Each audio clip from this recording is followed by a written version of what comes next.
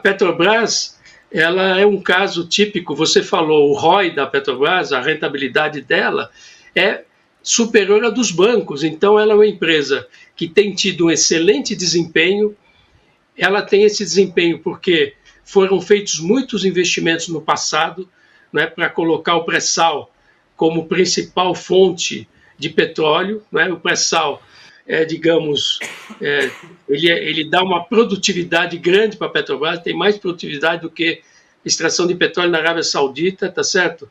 Agora, ela está sendo depredada, ela foi depredada pelos governos anteriores. Quer dizer, em 2022, a Petrobras teve um lucro de 188 bilhões. 188 bilhões. O lucro dela em relação ao patrimônio é maior do que da Exxon, maior do que as grandes, né? Então, um lucro fantástico. Agora, e distribuiu mais dividendo do que teve de lucro. É importante. Teve ano que ela distribuiu mais dividendo do que teve de lucro, tá? Mais de 100% de dividend yield.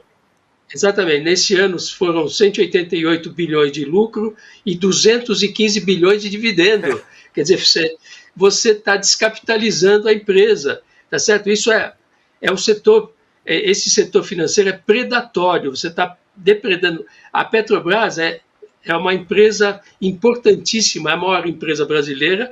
Ela é muito eficiente, você vê as margens de lucro que ela tem, tá certo? É claro que a elevação do preço do petróleo ajudou também, mas ela é eficiente, ela tem produtividade. Agora, para ela se manter nessa posição, ela precisa fazer investimento, e os investimentos dela declinaram ao longo do tempo. As grandes empresas estão sempre investindo e não distribuem tanto lucro quanto esse que a Petrobras. Imagina, 215 bilhões distribuídos. Você podia ter aumentado o investimento de modo a aumentar a operação da Petrobras. Isso é necessário. As grandes empresas têm que ficar sempre fazendo investimento para se manter. E a Petrobras diminuiu. Sabe quanto era o investimento em 2022? Quanto foi? 8,5 bilhões de dólares. Uma mixaria. Sabe quanto era o investimento em 2013, 2014? 40 bilhões de dólares, que é para você ampliar a sua capacidade de produção, você tem que ampliar a capacidade de refino. Então, esse governo, o novo governo Lula, já deu uma melhorada nisso. Cresceu o lucro 38%, já cresceu, no primeiro ano cresceu 38% os investimentos.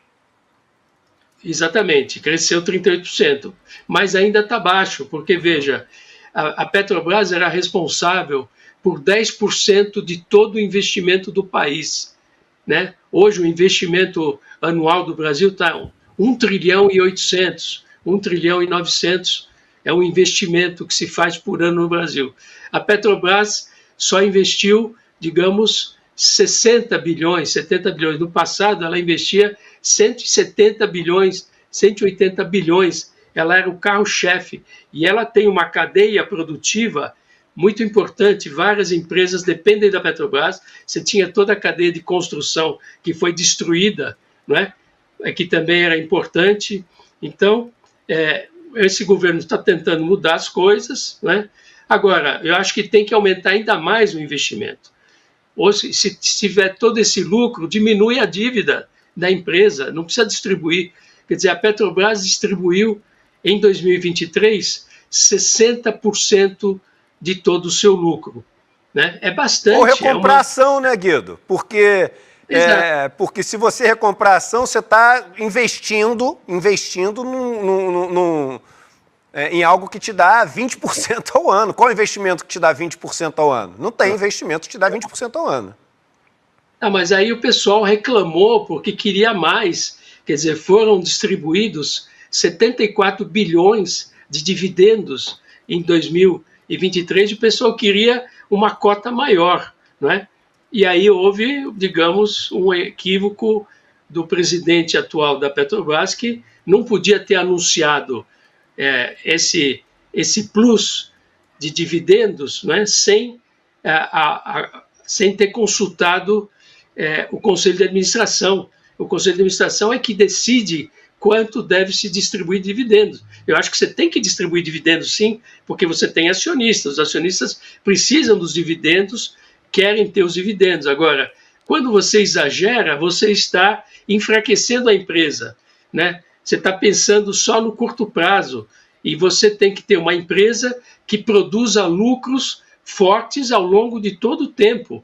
Você vê que ainda tem novas iniciativas da Petrobras. Eu acho que ali perto do Suriname nós temos petróleo na plataforma brasileira e tudo mais.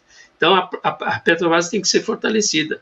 E eu acho que, infelizmente, houve um desentendimento do CEO da empresa com o Conselho de Administração, coisa que não pode acontecer, que é o Conselho de Administração que decide essa questão do lucro da empresa. Então, mas enfim. Não, e eu ia só falar, dado que você falou de novas descobertas, ontem teve um anúncio super importante da Petrobras, né, de uma descoberta de petróleo em águas ultraprofundas na bacia Potiguar, na margem equatorial. A Petrobras descobriu uma acumulação de petróleo em águas ultraprofundas no poço exploratório Ayangá, que está situado próximo à fronteira entre os estados do Ceará e do Rio Grande do Norte, a cerca de 190 quilômetros de Fortaleza e 250 quilômetros de Natal. Essa reserva de petróleo estaria a uma profundidade de mais de 2.000 metros. Isso pode ser uma descoberta bem importante aí para a empresa e, enfim, uma notícia